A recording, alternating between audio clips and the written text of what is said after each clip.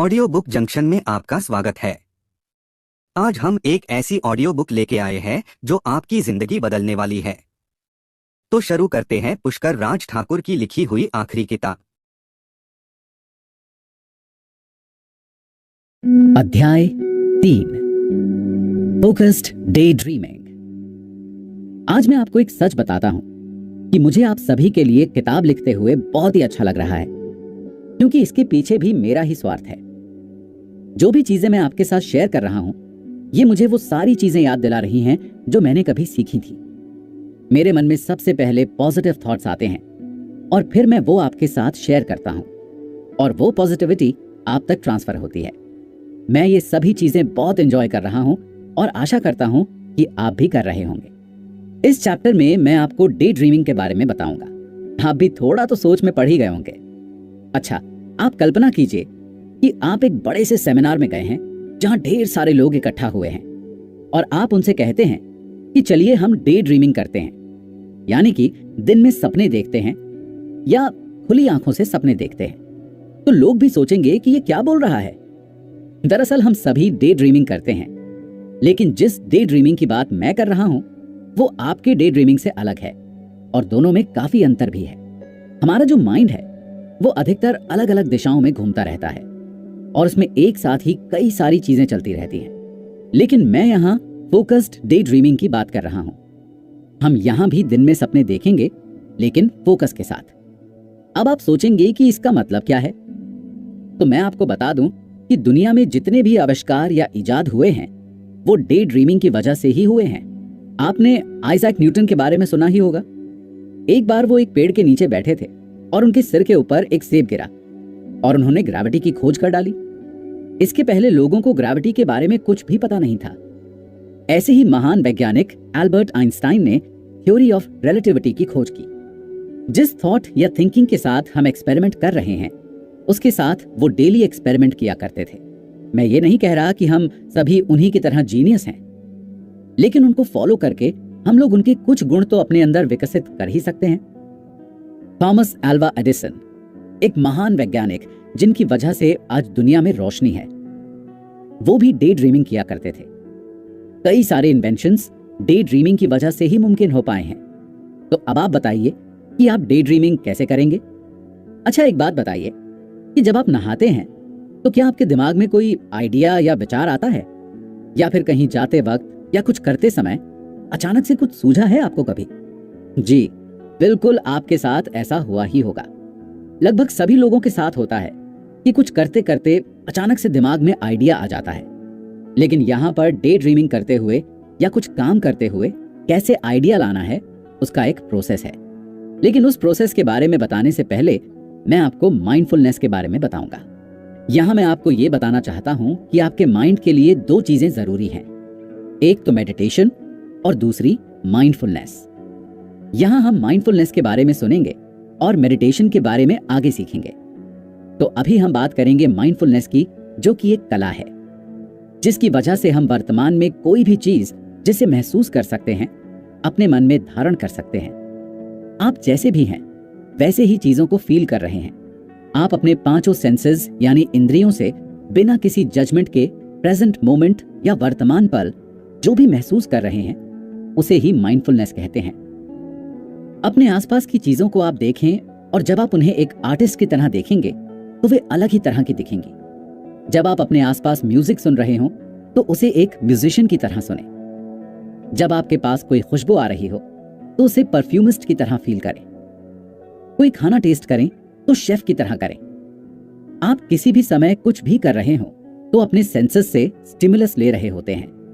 उन 5 सेंसेस के जरिए दिमाग को सिग्नल्स जा रहे होते हैं जिन्हें हम स्टिमुलस कहते हैं। और मैं ये चाहता हूं कि जब वो जाएं तो वो पावरफुल जाएं और बिना किसी जजमेंट के जाएं। आप अभी जिस भी जगह पर हैं या जिस मोमेंट में हैं उसे ही महसूस करें, फील करें। ऐसा करने से आपके माइंड की कैपेसिटी बढ़ जाएगी। ऐसा करने से आप पुरानी चीजें भूल जाएंगे और सिर्फ वर्तमान में जी रहे होंगे।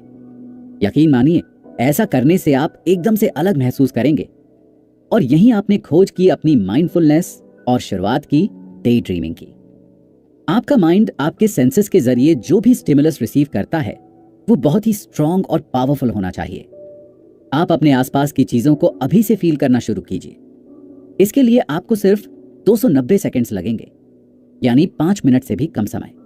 अगर आपने ऐसा करना शुरू कर दिया तो आप देखेंगे कि आपका माइंड बिल्कुल दूसरी ही तरह से सोच रहा है। और आपको पता है कि जब आप सिर्फ प्रेजेंट में जीते हैं तो आप अपने दुख और तकलीफ से दूर रहते हैं। अच्छा, अब आप मुझे एक दूसरी बात बताइए कि क्या आपने कभी अपने माइंड के स्ट्रक्चर को पहचाना है? मैं आपको बताता हूं। अगर आप किसी बर्फ के टुकड़े को या ग्लेशियर को पानी में तैरता हुआ देखेंगे तो आप पाएंगे कि ऊपर वो छोटा सा दिखता है, लेकिन पानी के अंदर वो बहुत बड़ा होता है। हमारा माइंड भी ऐसे ही काम करता है और इसके दो पार्ट हैं, एक कॉन्शियस और दूसरा सबकॉन्शियस। हमारा माइंड भी उसी बर्फ के टुकड़े जैसा है। जो ऊपर दिखता है वो कॉन्शियस माइंड है और नीचे वाला सबकॉन्शियस या अनकॉन्शियस जो बहुत बड़ा है। आपके माइंड की कैपेसिटी बहुत ज्यादा है। और अब जब आप माइंडफुलनेस के प्रोसेस से निकल रहे हैं तो आप अपने माइंड को एक डायरेक्शन दें और उस बारे में सीक्वेंस में सोचें। और अब हमारा सबकॉन्शियस माइंड बहुत कुछ कर सकता है।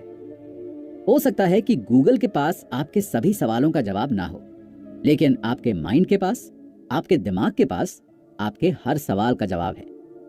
आप आज ही से डे ड्रीमिंग पर फोकस करना शुरू कर दें। अपने माइंड को आप एक गोल दें और फिर उसे उस गोल को पूरा करने की तलाश में भटकने दें। आप में से शायद कुछ लोगों ने मोज़ार्ट के बारे में सुना हो। वो एक ऑस्ट्रियन म्यूजिशियन थे। उन्होंने एक बार अपने पिताजी को एक खत लिखा था जिसमें उन्होंने लिखा था कि उनके दिमाग में सारे अच्छे आइडियाज तभी आते हैं जब वो रात में सोने से पहले सभी बातें छोड़कर अपने बारे में सोचते हैं, यानी सिर्फ अपने साथ होते हैं। यही समय होता है जब वो सबसे अच्छा सोच सकते हैं। आज भी मोज़ार्ट का कोई भी मुकाबला नहीं कर सकता। आप जब भी किसी चीज के बारे में सोचते हैं तो सभी दूसरे विचार अपने से दूर कर दें, खासकर नकारात्मक विचार यानी नेगेटिव थॉट्स। और अगर आप नेगेटिव सोच रहे हैं तो कट फैक्टर का इस्तेमाल कर लें। अब अगर आप सोच रहे हैं कि डे ड्रीमिंग के लिए सबसे अच्छा समय या जगह क्या हो सकती है, तो आप किसी भी समय या जगह पर डे ड्रीमिंग कर सकते हैं। चलिए इसे थोड़ा सिंपल करता हूं। मान लीजिए कि आप गाड़ी चला रहे हैं, तो इस समय आपका हाथ बिजी है लेकिन आपका माइंड फ्री है। आप अपनी कार सबकॉन्शियस माइंड से ड्राइव कर रहे हैं और सभी काम अपने आप हो रहे हैं। अपने आप ब्रेक लग रही है और क्लच भी अपने आप ही काम कर रहा है। कई बार तो ऐसा भी होता होगा कि आप ड्राइव करते चले जा रहे हैं और आपको पता भी नहीं चलता कि कब आपकी मंजिल आ जाती है। मुझे तो ऐसा लगता है कि डे ड्रीमिंग बहुत इंपॉर्टेंट है और यहां मैं चाहता हूं आप दो चीजें जान लें और उनका ध्यान रखें। पहली तो यह है कि आप उस भविष्य की कल्पना करें जो आप चाहते हैं। आप इमेजिन करें कि आज से 5 साल बाद मेरे पास क्या होगा। मैं आपको यहां एक पावरफुल तकनीक दे रहा हूं जिसे मैं बैकवर्ड विजन कहता हूं। मान लीजिए कि आपको परीक्षा में 100% मार्क्स चाहिए, तो अब एक पेपर पर लिखिए कि आपके एग्जाम कब हैं। जो कुछ भी आपके गोल्स हैं उनके बारे में डिटेल से लिखिए कि ये कब है, आप अपनी तैयारी कब और कैसे करेंगे, आप कितने मार्क्स लाएंगे, नतीजे आने के बाद आप लोगों से किस तरह की प्रतिक्रियाओं की उम्मीद कर रहे हैं, इत्यादि इत्यादि। अब ये सोचिए कि आप अपने एग्जाम के एक दिन पहले क्या कर रहे हो। क्या आप क्रिकेट खेल रहे हो? नहीं, आप उसी की तैयारी में बिजी हो। आप रिवीजन कर रहे हो और एग्जाम के लिए अपने आप को मेंटली प्रिपेयर कर रहे हो सकता है कि आप उससे पहले इस किताब को पढ़कर बैकवर्ड विजन के बारे में पढ़ रहे हो।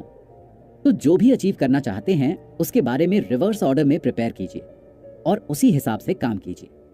बैकवर्ड विजन का आपकी लाइफ पर बहुत बड़ा प्रभाव पड़ता है और मैं भी उसी कॉन्सेप्ट के साथ अपना काम करता हूं और अच्छी लाइफ जी रहा हूं। ये हर उस जगह काम करती है जहां भी आप कुछ अचीव करना चाहते हैं। उदाहरण के लिए, आपको आपके सेल के बिजनेस में 5 गुना ग्रोथ चाहिए, आपको मिलेगी। बस आपको एक चीज करनी है और वो है बैकवर्ड विजन, यानी आपको चीजें पीछे की तरफ से सोचनी शुरू करनी है। यहां पर डिटेल्स की बहुत इंपॉर्टेंस है। मान लीजिए कि आपको एक कार खरीदनी है और आप शोरूम में जाते हैं। वहां आप सेल्समैन को पूरी डिटेल देते हैं कि आपको कौन सी कार चाहिए और किस कलर की, और वो सभी डिटेल्स जो उसे चाहिए होती हैं। सिर्फ ये सोचने से काम नहीं चलेगा कि आपको कार लेनी है, बल्कि इसके लिए आपको स्टेप्स भी लिखने पड़ेंगे और इसके लिए आपको स्टेप्स रिवर्स ऑर्डर में लिखने हैं और उसी हिसाब से आपको एक्शंस लेने हैं। याद रखिए कि एक्शन ही सुप्रीम है, यानी कर्म ही सर्वोपरि है। जिस तरह की भी लाइफ आप अपने फ्यूचर में सोच रहे हैं, असल में आप उसका रोल प्ले कर रहे हैं। लेकिन हम में से कई लोग इसके बारे में नेगेटिव सोचते हैं। हम दोस्तों के साथ गलत करने का सोचते हैं क्योंकि उन्होंने हमारे साथ गलत किया होता है। इसलिए अपने दिन की शुरुआत सिर्फ अच्छी चीजों और अच्छी सोच के साथ कीजिए। आप में से कई लोग ये सोच रहे होंगे कि इस बुक को सुनने के बाद वो भी किसी स्टेज पर खड़े होकर लोगों को प्रेजेंटेशन दे रहे होंगे। तो आज से ही आप अपने दिन की शुरुआत इसी सोच के साथ करें। मैं भी अपने सेमिनारों में पहले से डे ड्रीमिंग करता हूं। मुझे लगता है कि मैं सेमिनार में प्रेजेंटेशन देने के लिए तैयार हूं क्योंकि मैं अपने दिमाग में कई बार इस रोल को प्ले कर चुका होता हूं। मैं कई बार इस चीज की प्रैक्टिस करता हूं और ऐसा करने से मैं लोगों को वो दे पाता हूं जो मैं देना चाहता हूं। तो आपको आपके फ्यूचर और सक्सेस के लिए आज से ही प्रिपेयर करना शुरू कर देना चाहिए। तो इस कट फैक्टर में हमने 3 चीजें सीखी। पहली तो एक सक्सेस माइंडसेट अडॉप्ट करना, यानी सफल मानसिकता को अपनाना और अपने बिलीफ को उसी तरफ मोड़ना।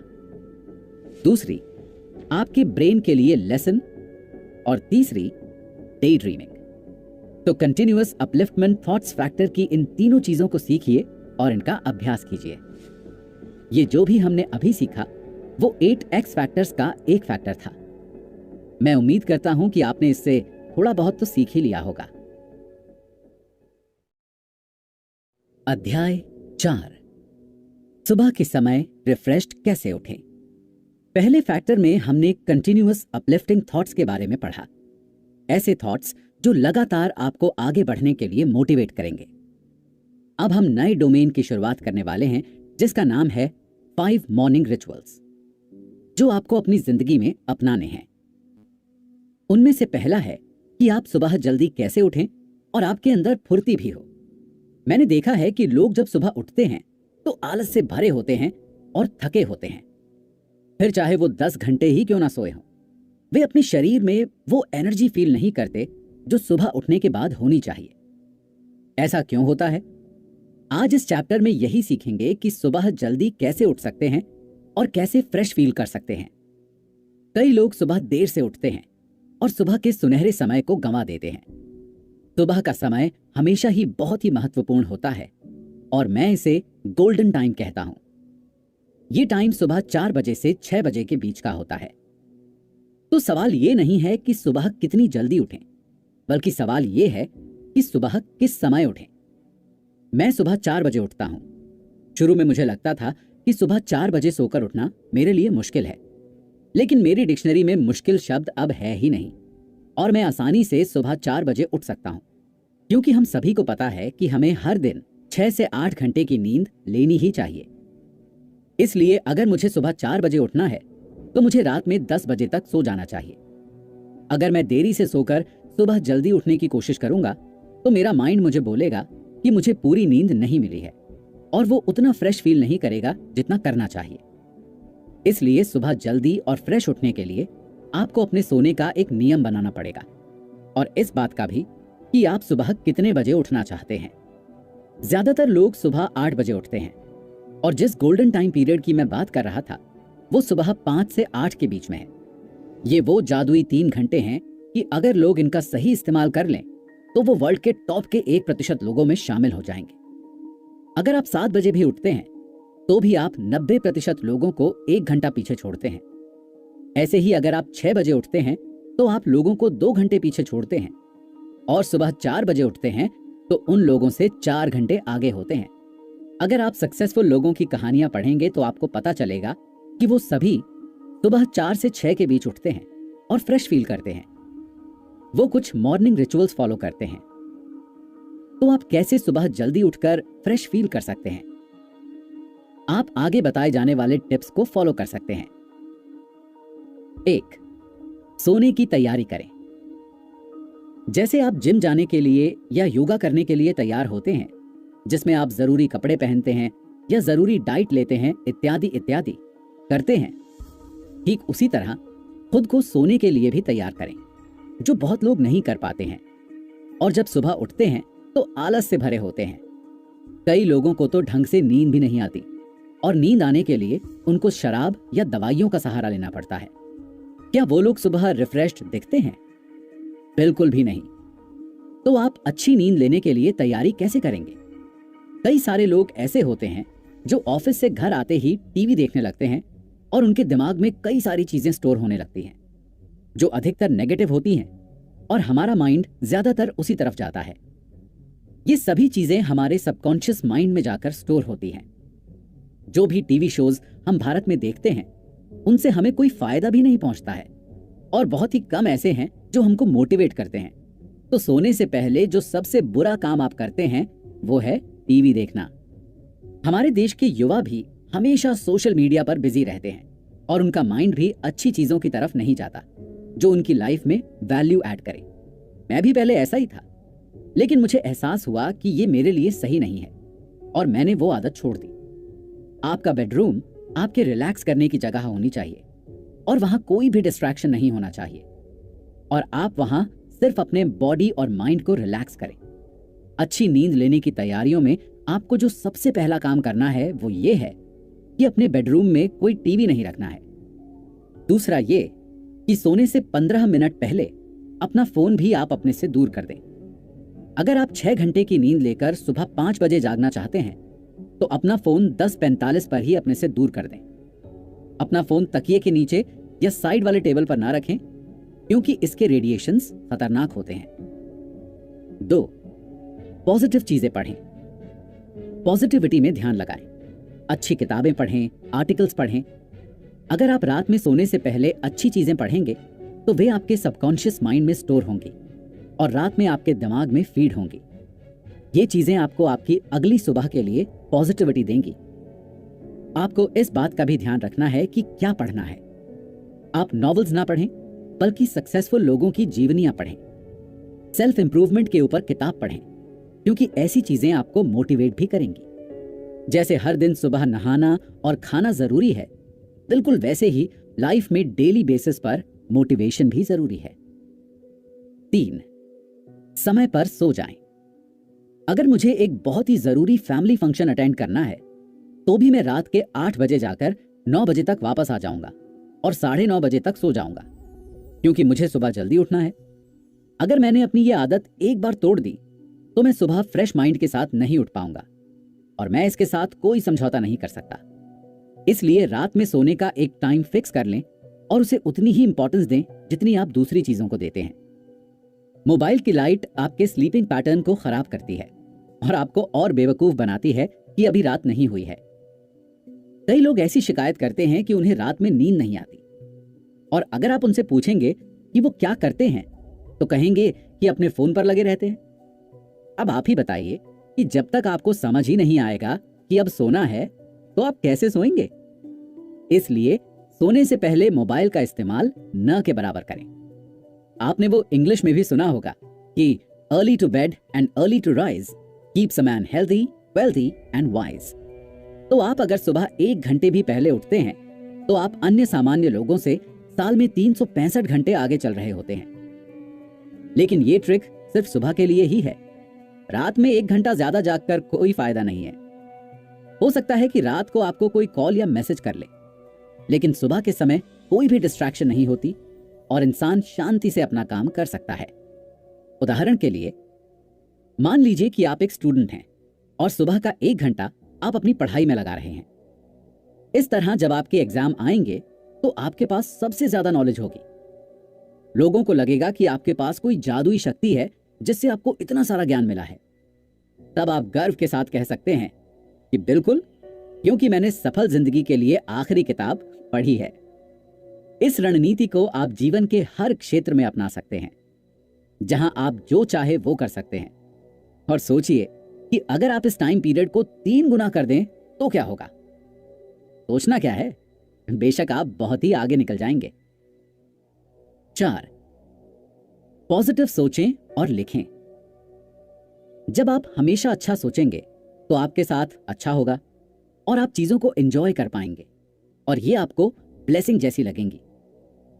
आपने पूरे दिन में जो भी अच्छी चीजें की हैं उनके बारे में सोचें। वो कुछ भी हो सकती हैं, जैसे आपने किसी की मदद की हो, पढ़ाई की हो या फिर कुछ और। सोने के लिए जाने से पहले इसे लिख लें। ऐसा करने से आपके शरीर में पॉजिटिव हार्मोन्स रिलीज होंगे, जिसकी वजह से आपके ब्लड में डोपामाइन रिलीज होगा और जब आप सुबह सोकर उठेंगे तो एकदम फ्रेश माइंड होंगे। जो कुछ भी आप पूरे दिन में कर रहे हैं, आप उसे कहीं नोट कर लें। आप तारीख के हिसाब से भी नोट्स बना सकते हैं और फिर उसे कभी भी पढ़ सकते हैं। ऐसा करने से आपको मोटिवेशन मिलती रहेगी और आप अपनी जिंदगी को बेहतर बनाते रहेंगे। लेकिन इन सब के साथ आपको खुद की अपने अच्छे कामों के लिए तारीफ करनी है। आपको एक ऐसा इंसान बनना है जिस पर हर कोई गर्व कर सके। 5, बिना आलस किए बेड से नीचे उतरें। हमने पहले भी बात की है कि सोने के लिए जाने से पहले अपना फोन खुद से दूर रखें। अलार्म क्लॉक में अलार्म लगाएं और उसे अपने पास रखें और जैसे ही सुबह का अलार्म बजे तुरंत ही बिना आलस किए उठ जाएं। अलार्म को स्नूज पर ना रखें और एक बार आप उठ गए तो दोबारा ना सोएं। आप इस आदत को रोज अपनाएं। आप तुरंत उठते ही एनर्जेटिक नहीं फील करेंगे, लेकिन धीरे धीरे आपको अच्छा लगेगा और धीरे धीरे ये आपकी आदत बन जाएगी। अपनी स्लीपिंग टाइम को एडजस्ट करके आप अपना बॉडी साइकिल चेंज कर सकते हैं।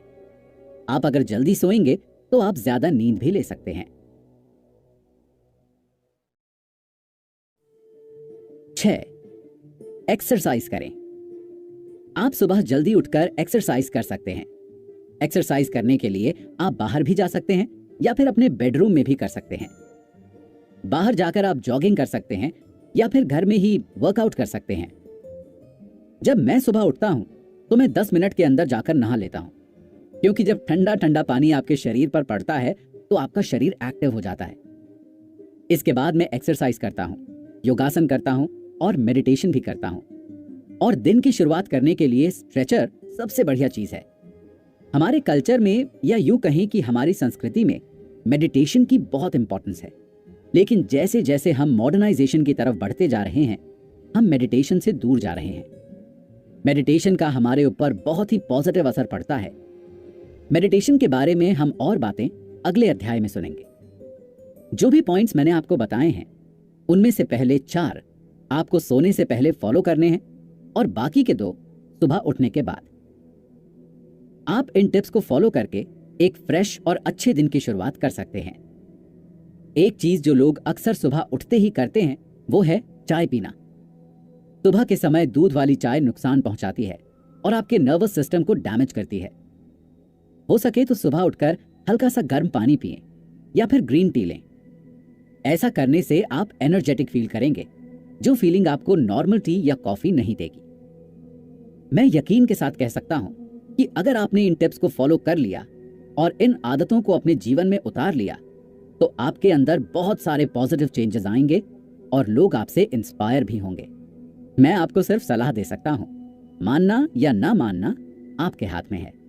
आशा करते हैं आपको ये बुक पसंद आई होगी और ये आपका जीवन बदलेगी। ये बुक ज्यादा से ज्यादा शेयर करें, लाइक करें और चैनल को सब्सक्राइब करें, जिससे आपको आगे आने वाले वीडियो का अपडेट मिलता रहे। धन्यवाद।